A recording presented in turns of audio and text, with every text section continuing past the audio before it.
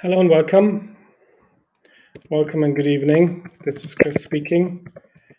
Welcome to Science to Data Science, the New Deal. A new deal in terms of starting a data career, in terms of getting the training to start the data career, and particularly in terms of starting all of this journey with an employment contract already signed. So that in terms of your journey from science to data science, or more specifically from science to a data role, you know where you're going, and this is well embedded. So, hello and good evening. Welcome. My name is Chris. We are doing something new on behalf of the AI Guild today. We're streaming.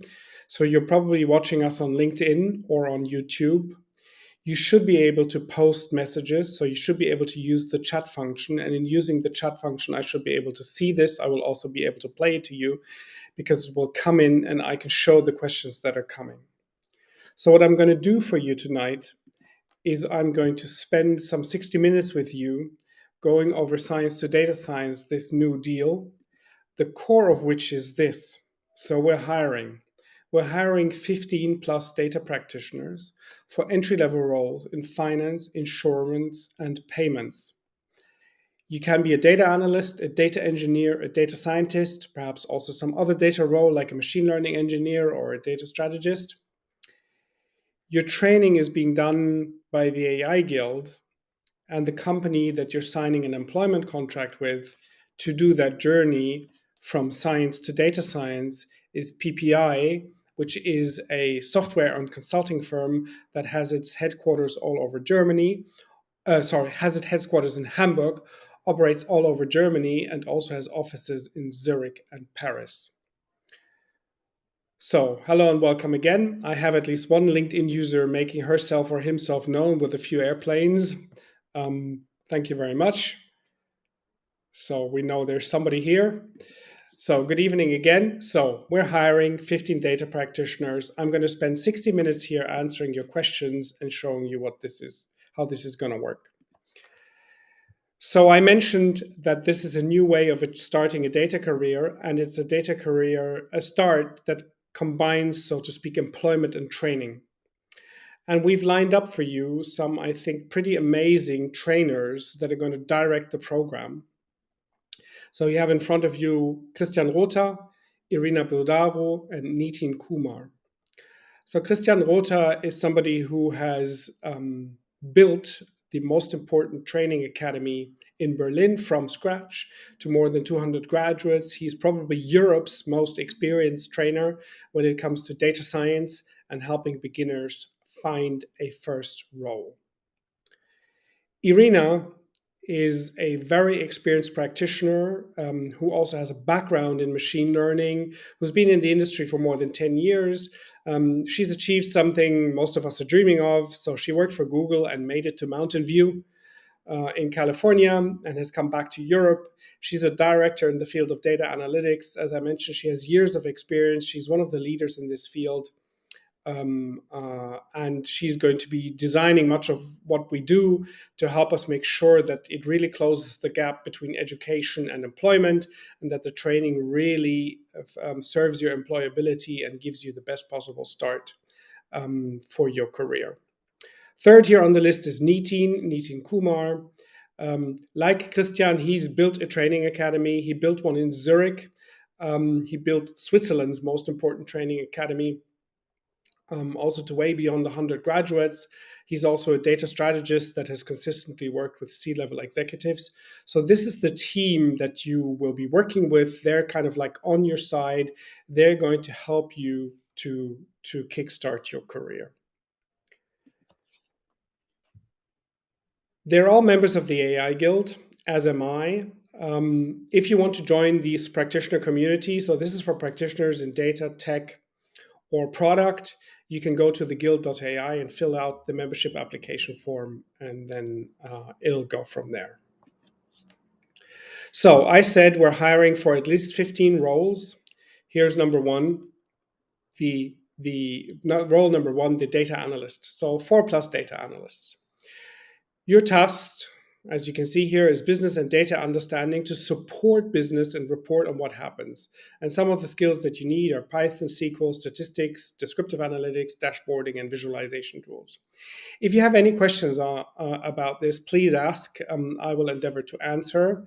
And you can think of this data analyst also in comparison with the 4+ data engineers that we're looking for, where the task is different. Yeah, you build and maintain infrastructure and a pipeline to collect clean and pre-processed data. So this is really on the engineering side in terms of building those pipelines, of making sure that the data is there with which the analysts and the scientists work.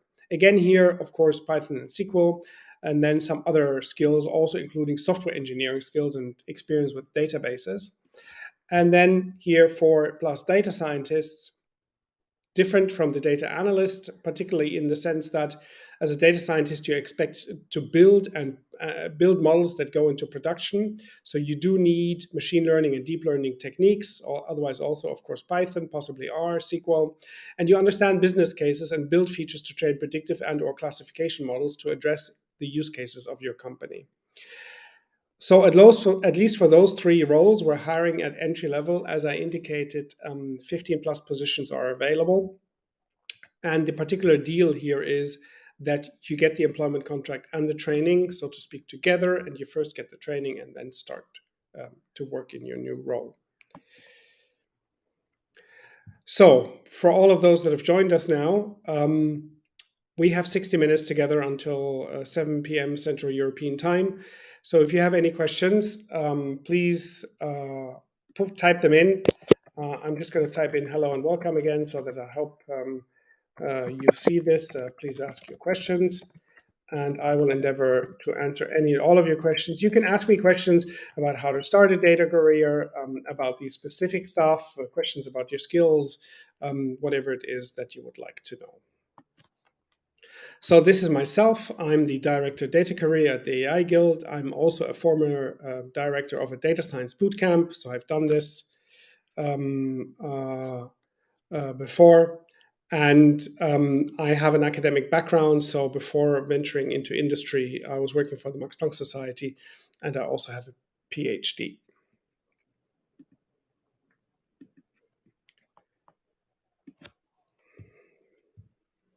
So why are we doing this?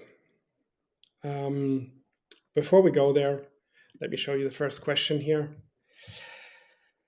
So can this program be done remotely? From Rohan. No, this program actually cannot be done remotely. I will explain as we go forward. So the point is that you're signing an employment contract. You're signing an employment contract with a company in Germany that has its headquarters in Hamburg and offices all over Germany. But it actually does require you to be in the country for the employment. And so you kind of need to be here, and the training can also not be done remotely for that reason, obviously. So next question coming in, can we apply to this before I finished my PhD? Yes, you can apply to this now. We don't have an issue with whether you've submitted your PhD or not. And then let me answer also like this.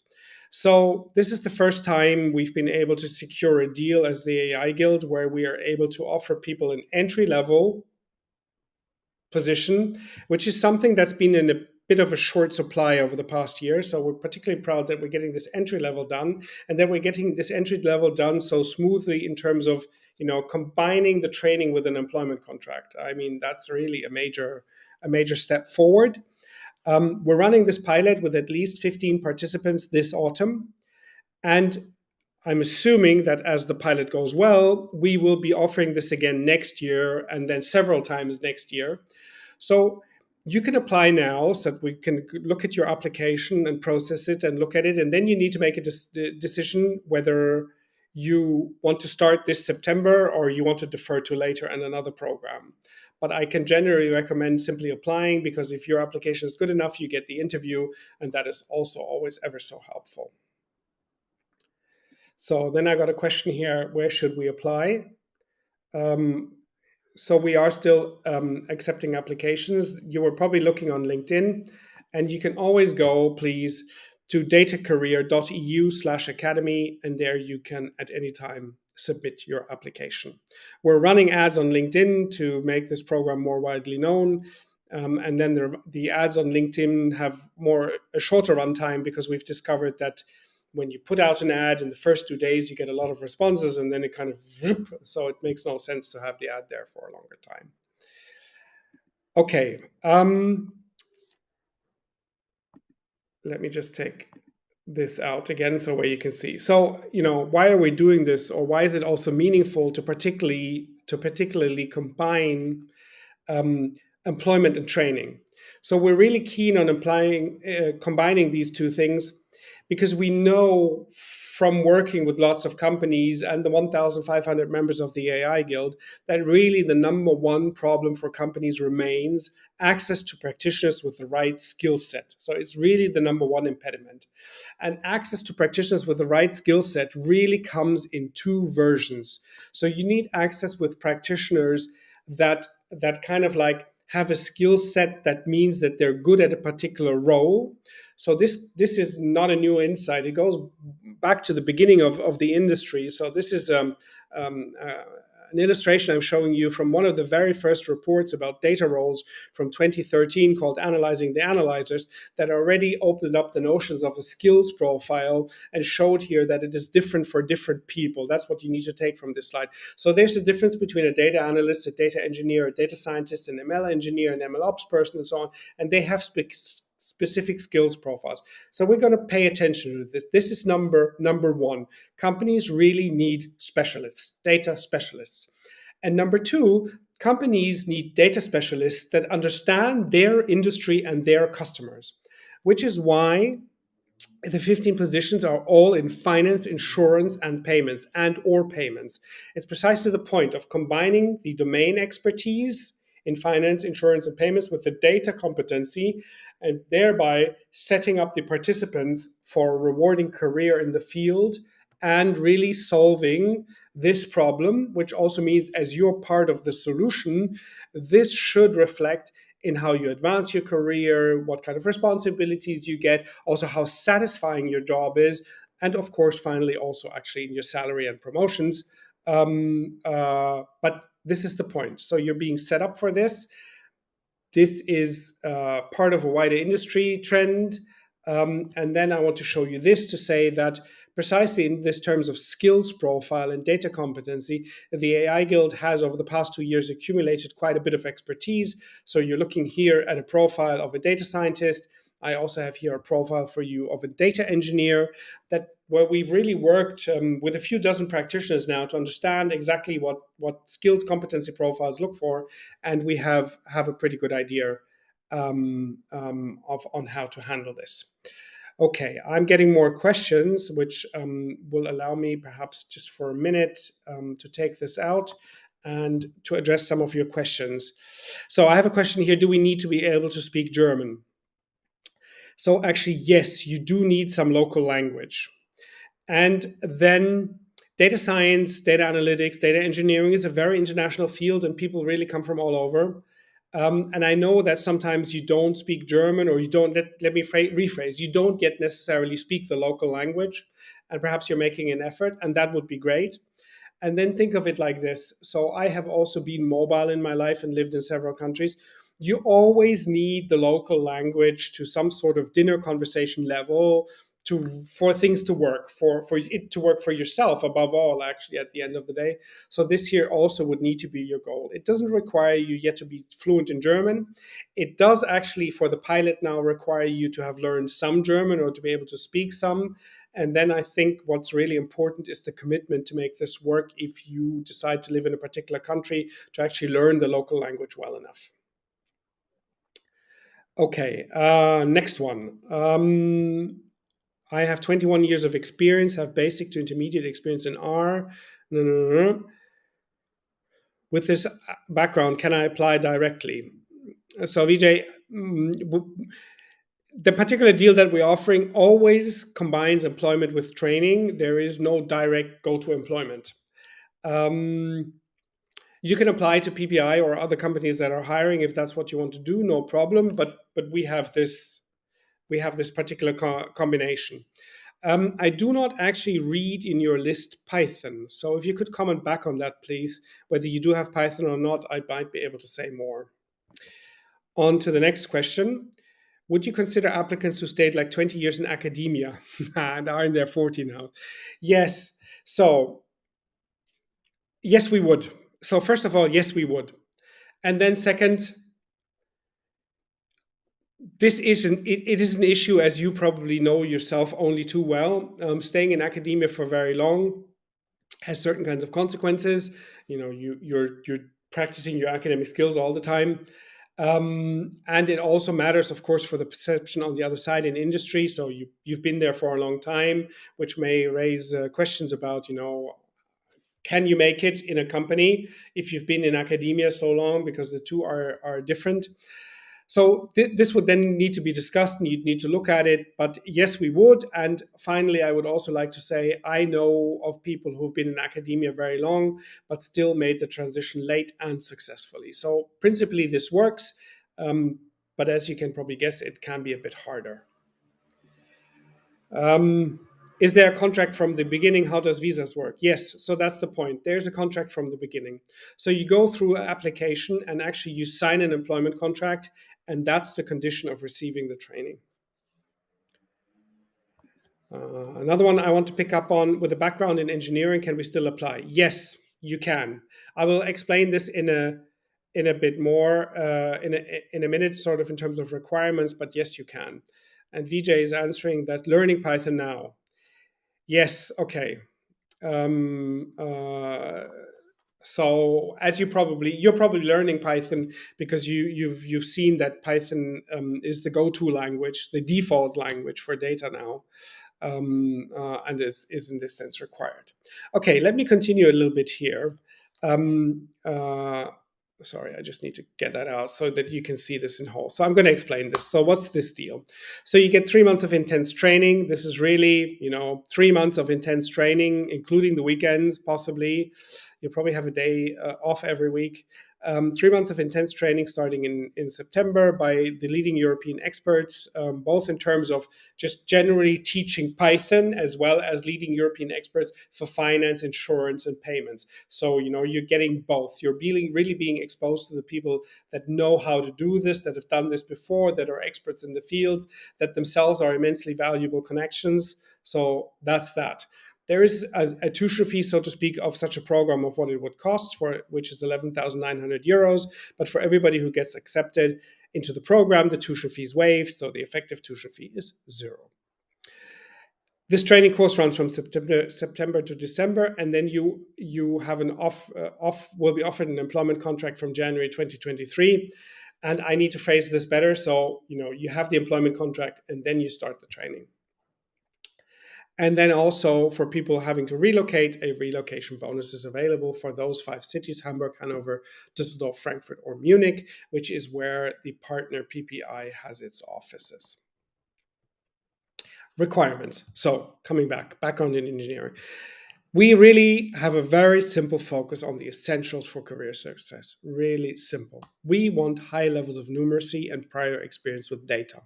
And prior experience with data just means that you should be able to show that at university or in other work that you've done, you've handled some data. It can also be a data project that you did while online learning, but some experience with data and high levels of numeracy, because the numeracy is something that a 3-month training camp can't teach you. So you bring the numeracy, and we can do stuff in terms of data science and machine learning and analytics and particular tools, but you please bring the numeracy. Then also the other thing that we actually expect is 12 months of Python. Now, 12 months of Python doesn't mean that you have been coding 12 months round the clock, but it does actually mean that you have some experience, you know what you're doing, you've looked at this and worked with it and so on. It's kind of like a baseline of what's required today, and we think this is also feasible and meaningful given the really wide availability of online resources or at low cost or no cost where you can learn Python. And then we already spoke about the language, so obviously English, like I'm speaking English tonight, but also German. So if you're a native, but if not, then at the moment, if you have proficiency at a level called C1, that qualifies you. If you do not have a proficiency at a level like C1, you can still apply. You will actually talk to me about this. We'll look at this because, of course, language is, German language or any local language is something that you can learn over time. So we can have a look at this and see if it works out. Full-time employment. So I'm going to let you look at this for a moment and get you another question up, because this is the point. What would be the typical industry salary the deal talks about? So this typical industry salary is somewhere between 60 and 90,000 euros. That's what this typical industry salary is about. It depends a bit on the location, for example. So Munich is more expensive than Hanover, for example. It also perhaps depends on the particular role that you do. So machine learning engineer tends to get a little bit more. It may also depend on your prior experience and your negotiation power, but somewhere between 60 and 90 is what I would expect. So this is the typical industry salary that the deal talks about, and it will come in a monthly salary plus probably an annual bonus. I hope, Kumar, that answers the question.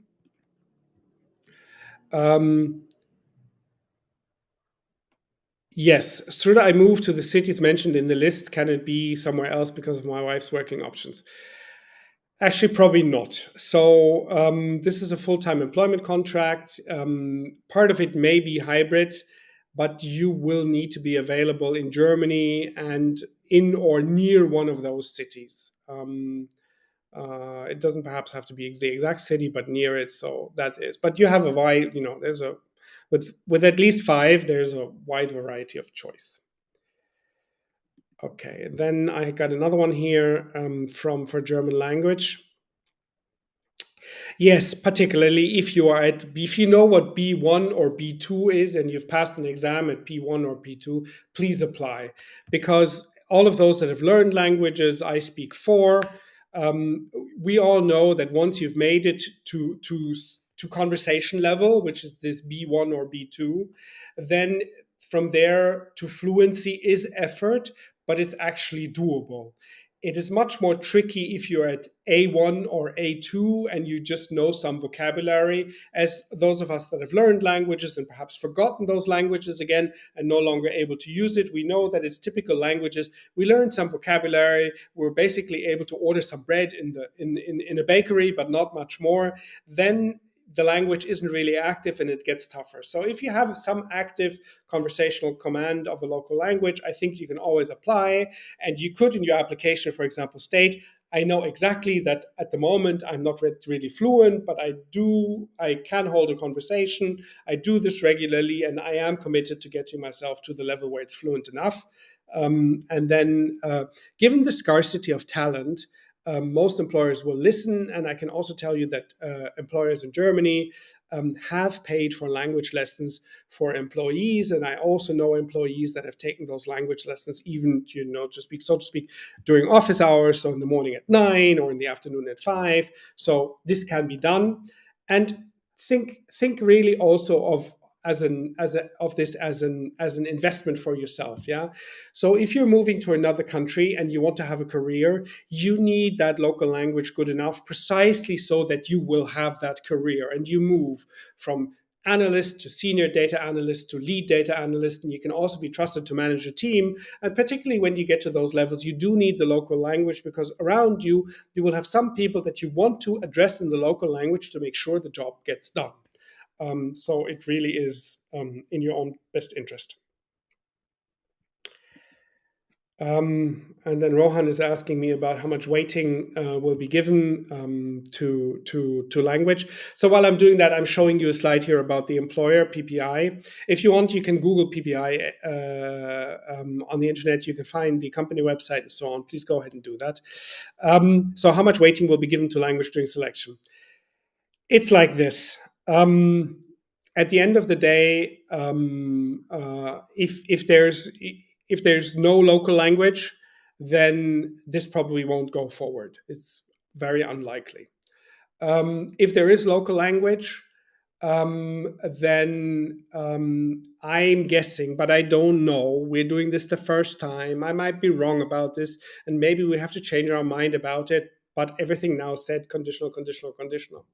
I think at the end of the day, if you can show that you have some local language and you're willing to learn it and will improve, then the exact nature somewhere between B1, B2, C1 and C2, I'm saying this in German now, so B1, B2, C1, C2, isn't so essential.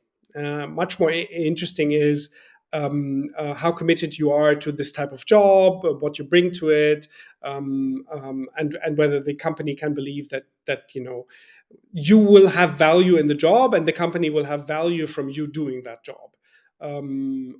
I think that's more important than the exact nature. Okay, on to the next question, which Vijay is asking. I have coding experience, but not in Python. Yes, that is something that is okay. So in the application form, it will ask you to there will be a multiple choice question that asks you, where do you have more than 12 months coding experience? And then if you have not Python, but other languages where you can show 12 months of coding experience, that is okay. Your application will pass into the, so to speak, selection process. How many years of visa will we get? So if you're coming in from abroad and the company will hire you, you will get a working permit, and then the exact nature of the visa and its length, I cannot possibly say anything because I'm neither the public administration that gets you the visa nor a visa lawyer who would have a rule of thumb or some sort of experience. Typically, how it works is your first visa is shorter. If you're then still gainfully employed, the second visa is longer. And then at some point in the German system, you get a residence permit. And then the next thing is you get a permanent permit, so you can stay forever. And then at some point, if you want to, you can apply for German citizenship and hold German citizenship or dual citizenship. So that all those stages work. But what exactly the public administration will do in the first instance, I can't tell you. No, we don't help with citizenship. You will have to do that obviously yourself. The rules for this are relatively simple, but also strict. Actually, it also all revolves around you being here for a number of years and speaking German fluently. And this speaking German fluently and knowing some basic facts about the German political system and a few other things is a test you have to pass to be eligible for citizenship. But yes, it's absolutely possible. Okay. If you have spent some time with Python yes. So as I mentioned, learning Python on Udemy, learning Python on Coursera, learning Python on some online platform, or even learning it yourself with a book is good. You're going to get questions about this. You'll have to show. You may be even asked to demonstrate something, or perhaps you have a GitHub where you can show that you were doing something. So there are many ways of showing that you have this Python competence. Having a certificate or pass a course is just one. Yeah, having actually written code and making that code publicly available is number two, and actually at the end of the day, much more compelling than a certificate. Dumb. Okay, since at the moment I've run out of questions for the moment, I will use this to go past a slide. So,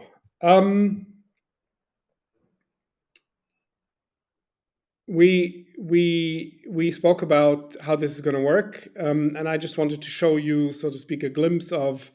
I just recap. It's full-time employment. It's a full-time permanent position. Yeah, no wobble-de-double, part-time, limited contract, temporary contract. It's not. It's a full-time permanent position. Okay. It of course includes the standard 6 months probationary period, which is the standard in Germany. And I already mentioned the relocation bonus. I'm going to get back to that. So the employer, here is a glimpse of what's in store for you. And I've put this here in German and English, although all the teachers will, of course, always be bilingual. So they will speak English and German. Their English will always be fluent and perfect. The point is that, of course, for participants that are perhaps struggling a bit in German, we can then swap to English. But here's the idea, and I'm putting it like this to also get across to you the idea that if you're planning to work abroad in another country, also for your professional life, you need some of the basics of that local language. So the point here is that the first 6 weeks look like this. So it would be an introduction into use cases for finance, insurance, and payments, followed by some advanced Python. So this is really to make sure that everybody's Python coding skills are up to scratch, and to give those that already have good skills chances to even refine them. Then we're going to look at industry data. So this is, what do industry data in finance, insurance, and payments actually look like? And as you perhaps can guess, these are really, really highly sensitive statements. Yeah, think about bank data, credit card statements, payment decisions, fraud detection, credit scoring, all these kinds of data. They're highly sensitive. They're also very valuable. There are issues around privacy. There are issues around legality. These data have to be, this type of data has to be protected in a particular kind of way. It may need to be anonymized before you can do any modeling with it. So there's a lot of issue, and we're precisely going to look at industry data and what that means. I mentioned earlier this idea of becoming an expert, where you need the domain knowledge. So how does the industry work? What's in it for the customer, combined with your data competencies. So that. Then we're going to look at cloud deployment. This is just simply the standard way of getting things into production today. Then followed actually in week 4 already by a selection of a project for which in week 6 you have to do a project pitch. So as you can guess from here, there's a combination of coursework and project work. Yeah. And when you do your project work, by the way, it won't be individual projects, it'll be team projects. So always at least 2, possibly up to 4 people working on a project with data, with industry data, while at the same time here getting some core teaching. And as you can see on the website, and I'll talk about later, then also some masterclasses that do either stuff in depth or advanced stuff to do this. So this combination of coursework and project work with teachers that are always fluent in English, but also may speak some German. The idea to do some of those courses or some of those days also in German, so that everybody in the room has a chance to actually do the professional stuff in these 2 languages and see the similarities, and perhaps also see the difference and learn how to talk about this in those 2 languages. I'm going to show you the next slide. We already spoken about this, and go back to your questions. So I have Juliana. Are you always going to train people for this company, or will new companies join in the future? Yes, so this is the idea. So the idea is actually to do both, okay? So we are doing this with PPI, and actually we have an idea we are already talking about doing it again, and we're already talking about it in doing it again and getting other companies from the finance, insurance, and payments sector to come on board and do this with us. So yes, we will do it with new companies in the same sector, and we will do it with PPI again. And by the way, we're also already planning to do this in other sectors. Now, that's a bit harder from where we are today, because we then have to find companies, say, in logistics or mobility or automotive or health or pharma or whatever it is, and run the same type of program with them. But yes, that's exactly the idea, to start here and to keep moving. Length of the employment contract: permanent, indefinite. That's exactly the point. Full-time, permanent. Okay, then I have a comment from Rohan. Now I understand why language is important here. I suppose many bank data. Yes, exactly. Also, thank you, Rohan. So precisely, for example, when people take out insurances, and perhaps you also have experience with this, lots of these legal documents are at the end of the day in the local language, right? Whatever country you're in.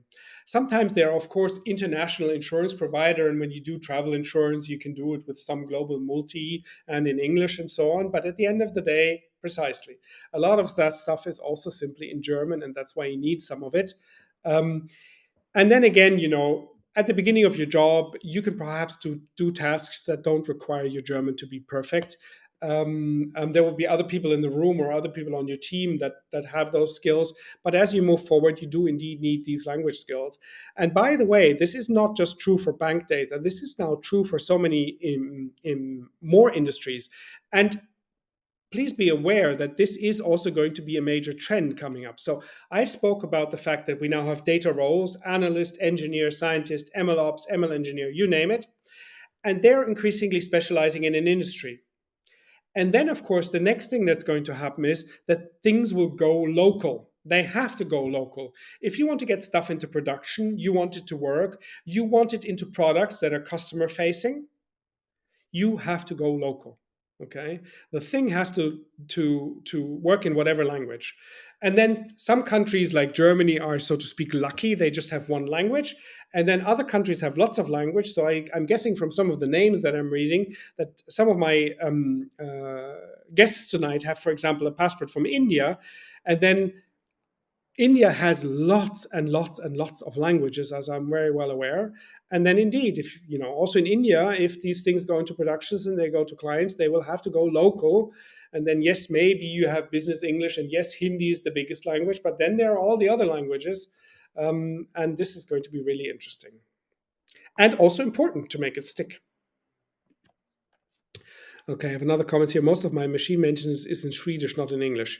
Yes, Rohan, if that's the case, then from Swedish to German is actually not such a big switch, is it? It's the same language family, so something to do there.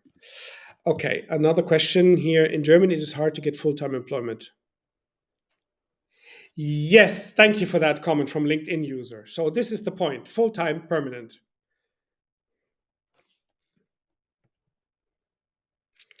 So once you get through the probation period, it is indeed full-time permanent. Okay, I've run out of comments or questions here, so this gives me an opportunity again to go up here and show you the next slide. So your application. Here's the link to the website where you can apply at any time.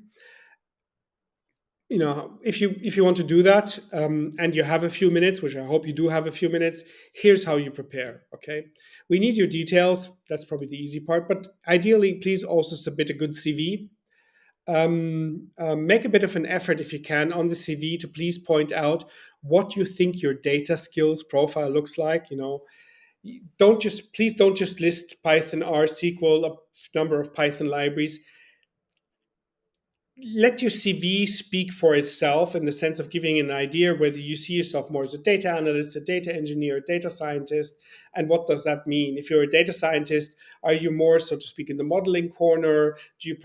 Are you strong with, say, traditional or classical machine learning? You've done linear regressions, you know what a decision tree is, random forest is, or are you somebody who's on the neural network side and you're doing deep neural networks or maybe deep reinforcement learning? So you're very much in that corner. That's interesting to see. By the way, there's no right or wrong. And actually, the fancy stuff is typically overrated. So this is precisely the difference between doing data science as a proof of concept or doing data science as research and doing data science as in industry. Very often in industry, you first have to prove that the linear regression isn't good enough before you go and do the heavy stuff, the heavy lifting. Yeah? So nevertheless, if you are an expert for heavy lifting, cool, then you are an expert for heavy lifting. But there's no right or wrong or really good or better here. It depends, and then it's industry. So really important is getting it into production. It doesn't matter how fancy it is, it needs to work and actually, sorry, but make money or save money, right? It's about the bottom line of a company at the end of the day. So that, and then it also helps if you can say, why you want that data career and which role, and are you the first or the second? And if do you know if you prefer finance, insurance, or payments? It's fine if you don't. You just write, I don't know yet. By the way, experience you have as a customer of finance, insurance, or payments is also valuable. Yeah, it's a starting point. It may give you insights into what's going on in this industry and gives you kind of like a user perspective. So there's nothing wrong with that. It's actually good. And if you get, if you move here, and you get to interview, you will be asked some sort of question about also your user experience or your customer view on these industries, and whether as a data professional you see anything in that, or what you would take from that, from what you've seen yourself or heard from others or read or seen statistics or whatever it is. So it does matter. So back to that for a moment. I will let you look at that while I no, I'm still actually waiting for the next question or comment. Okay, so application. You will hear within 7 days. So if you apply, give us like 7, maximum of 10 days to invite you for an interview. If you have not got an invitation within 10 days, your application was unsuccessful. You can simply assume that. We may set up a do not reply acknowledgement email, but then it's going to be a do not reply acknowledgement email, obviously. So I think the more valuable information for you here is give us a max of 10 days. The system that we have, we know it's worked. It will hold your application. Within 10 days, you get the interview invite, or it didn't work this time. Okay, so, and for that, you can prepare, data experience. So be prepared to talk about something. The second point I already mentioned. We need to talk about the training period from September to December and how that would work for you. And you're likely to get questions about your technical skills profile and which data role you actually think you are the best fit for.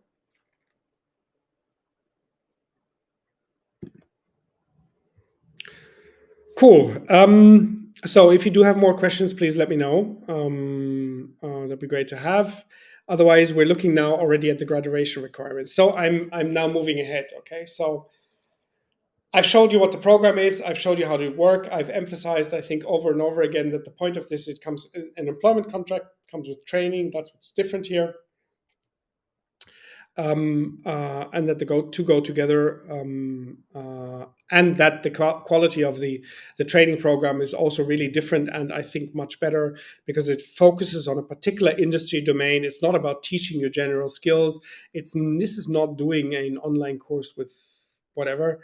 This really is with industry experts, getting you ready for a career, and really getting you ready for a career, not just a job and not just a first role, getting you ready for a data career in finance, insurance, and payment, where our expectation would also really be that the participants that go through these program and start the employment contract, that they move to senior level in 2 to 3 years and that they go on to become industry leaders. Because that's the purpose here. The purpose here is to find the next generation of industry leaders and help them achieve this. Okay, onto the graduation requirements. So I mentioned that there's 3 months of training ahead of you. What are you expected to achieve in those 3 months? So complete a team project with 2 to 4 members. I spoke about that already. Make 3 to 4 visible contributions on your GitHub based on stuff shared, and complete a Datathon team competition. Now, notice here, we want you to do work. We want you to have a portfolio. We want you to do pieces of work. We won't bother with testing, little quizzes, multiple choices, capstone projects, and all the rest. All this nice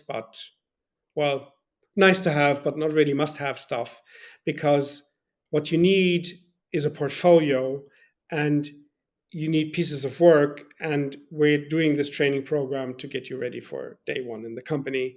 So that's why you will be completing a team project, and you'll be required to make 3 to 4 visible contributions, pretty much like in a work environment.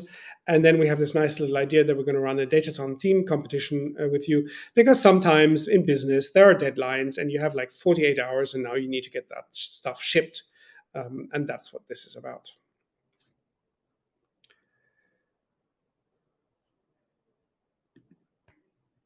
Okay, I'm done with the main part of the presentation, so to speak. I don't have any more questions coming in for the time being. So again, if you have more questions, please let me know. I would now spend like 5 minutes or so showing you a little bit more from the curriculum, which is also in English and German, and talking about this to kind of give you an impression of what's going on there. This one I already showed you. This is just kind of like a refresher. So this is about the first 6 weeks. And now we're going to look at those. So for those of you that don't read German, apologies. I'm going to translate and tell you what this is in English now, no problem. So the point of the first week is to get you to go and look at 1 to 2 use cases from finance, insurance, and payments. So this means you come in, your trainer will tell you to open your machines, there will be something prepared and you're going to actually deep dive. This doesn't mean, throwing you into the deep end of the pool when you can't yet swim. The point is that we're asking you for 12 months of Python so you can swim. Okay. But then we're going to go and look at the exciting stuff right away. So we're going to really go and look at use cases in the industry, and we're going to turn them inside out, make sure you understand them, and start developing stuff inside. So doing a bit of analytics or doing a bit of modeling on 1-2 existing industry use case. So that's your first week. The second week is then actually training. And you can see here advanced Python, so 4 to 5 days of advanced hands-on coding with a focus on Pandas, scikit-learn, and Keras. And this is by design and on purpose. So the point is that with Pandas, scikit-learn, and Keras, what we want to do is we want to cover kind of like SQL database work, that's the Pandas. We want to cover classical machine learning, scikit-learn, and we want to cover deep learning, Keras. Now, of course, you can't do this all equally. The trainer will have to make a decision to focus on one, the other, or the third. But we're going to cover all of it and then put in a focus, depending also on the level of the people that are in the course. But really, this is a really week of hard work to get everybody coding and to improve everybody's Python coding skills. Then I already mentioned the next part is actually looking at the industry data. So this is 2 to 3 days of hands-on exploration of data infrastructure, and data processing. You get a hand-on introduction. We will talk about the difficulties in the industry also, because many companies, of course, have legacy IT systems that need to be handled, but there's also regulatory requirements. The regulatory requirements will become more. So you can see here topics covered, data governance, databases, data engineering. So this is to get you ready to become an expert in the domain and to handle those data wisely, but also easily. So with expertise. Next part is then cloud deployment. So, the purpose of use cases these days is always not to have a proof of concept, but actually to get them into deployment, to get them into production, for them to make a difference for a service or a product, be it an end customer, so to speak, or an internal customer that is using the service or product, but something like this. And we're going to show you how to deliver such solutions. So you'll be acquiring the essential know-how for delivering those solutions. We'll be looking probably at 2 of the 4 cloud platforms, so AWS, Azure, Databricks, and Google. And there will be more hands-on stuff for you to do. And it also will already get you ready for your project work, because your project work, of course, will mean that you will have a data set and you'll be expected to do something so that it gets deployed either as a model or in forms of analytics, dashboarding, or reporting or something. And the deployment will, of course, happen on the cloud. So this is how these things are tied together. Then there's going to be a week that is here called, implementing use cases. And implementing use cases actually also means, in this case, that we're gonna be looking at data and then data communication skills. So one is you need to be able to do your work, the modeling or the analytics. But the other thing is you actually need to be able to show the work, talk about it, persuade somebody, get buy-in from stakeholders, convince the product owner, work with IT, get a business decision to get more resources and so on. We're going to work on precisely on this. And this is a really important week also midterm for your career and getting ahead in your career to understand how these things work. Okay, we're going to put the absolute expert for this in front of you so that you get the best possible training. And then you'll be working on your projects for a while. You'll have your teams, and you will actually have to pitch your pitch your project.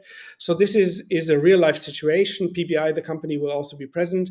It's like in any company. So you have a use case, you're trying a few things, and at some point you have to pitch it, because what you now need is a budget. You need tens of Ks or even hundreds of Ks. You need new tools, you need some technology, you need 3 people, so that's resources. You need lots of resources to make the use case happen, and this is what this is doing for you. And the project work will run from week 4 till the last week. You will have to present your project or your product at the end of the 12 weeks. And you'll be working in teams of 2 to 4, as I mentioned. Okay, and then here is, so to speak, what will happen in the second half from week 6 to 12. We have some teachers that we know that will be running masterclasses for you, but this is not yet in the final stages to be decided exactly which ones you're getting. So there's 2 ways of looking at this. There will be deep dive use cases. So there will be experts that do these use cases, have these use cases in production, and they will show you how they do this. That's one type of masterclass. And the other type of masterclass is sort of like an immersive course where we take a particular topic like data collection or query and processing or something and make a deep dive on it, in particular relevant to the industry, finance, payments, and insurance to clarify some of the details there. Okay, and then I'm through with my presentation today. So the training starts on September 12th. The venue is in Hamburg. And as I mentioned before, we are taking applications and will probably do so until the end of July. So we have 15 plus entry-level roles for you. Okay, so thank you for staying with me. At the moment, I don't see any further questions or comments. So I'm going to leave this for 15 seconds and see if there's more coming. Otherwise, we would be done for today. If you've enjoyed it, please recommend it to somebody else. We're going to be doing this again. You can also show other people the website, please, as we're really interested to talk to talents who are suitable for these roles. Okay, then thank you very much. Thank you and good evening. Enjoy the evening wherever you are. And I hope to talk to you at some point in one of those interviews. Yes, Vijay, the URL is on the screen at the moment as datacareer.eu/academy. So I have one final question that I would like to answer before signing off. Can you say more about the job after the training period? E.g., one slide said the role likely includes client interaction and travel. Yes, so I can say, so first of all, please on the internet find PPI. Second, it's a mid-sized software and consulting firm that's been on the German market for quite a while, is also quite successful, and as you can see is growing. Otherwise, they wouldn't be hiring at least 15 people. That has really a solid record and reputation for software development also, and is doing data already and now wants to do more data and needs a bigger team. I mentioned software, but also consulting. So this is a B2B business. Their clients typically are other businesses, so large banks or insurance companies or payment providers. And they work with them, which is also where it includes client interaction and travel. So we're post-COVID and consultants don't travel all day, all week, all year any longer, but you must expect some of that. So if you're working for PPI, but on a project that is relevant to a bank, there very likely will be appointments on site at the client, and you will have to go there. Actually, that's a good thing. That's a really great thing because it allows you to see more than just your own firm. It allows you to see other firms, to understand how other firms tick, what their business model is, what they do, what kind of data they have. So I think this is really, really a big fat advantage, actually, because you get to go in depth, but you also get to have a certain breadth and insight into the industry as a whole. The URL, I'm just going to type the URL one more time in down here. Sorry, I think I typed it correctly. So if you just click on the link, please, it'll take you there. And you can go and have a look at the webpage and leave your details if you like. Okay, so then thank you again. Thank you very much. I hope you've enjoyed it, and I hope you recommend us. And then perhaps I'll see you for the interview. Thank you and goodbye.